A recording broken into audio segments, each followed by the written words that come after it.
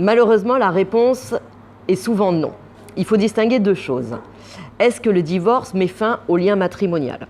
Alors là, la réponse est oui, si à partir du moment où le jugement de divorce est prononcé, les deux ex-époux acceptent le principe du divorce et donc acquiescent au jugement.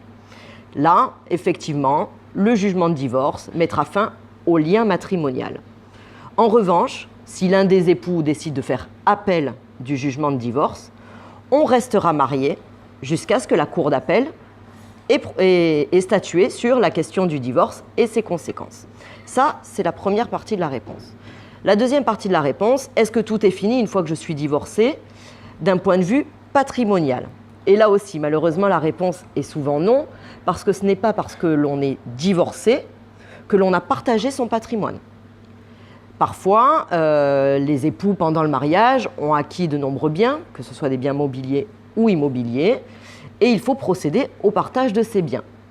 Lorsque ce sont des biens immobiliers, il faut que le partage soit effectué en la forme authentique par un notaire. Lorsque ce sont des biens mobiliers, on n'est pas obligé de passer par devant le notaire. Et s'il y a un contentieux par rapport au partage de ce patrimoine, il faudra ressaisir le juge. Ensuite, est-ce que le divorce marque la fin de toute procédure, indépendamment de la question du patrimoine? Eh bien là aussi, la réponse est non. Parce qu'on peut être divorcé et avoir besoin de ressaisir le juge aux affaires familiales pour des questions relatives notamment aux enfants.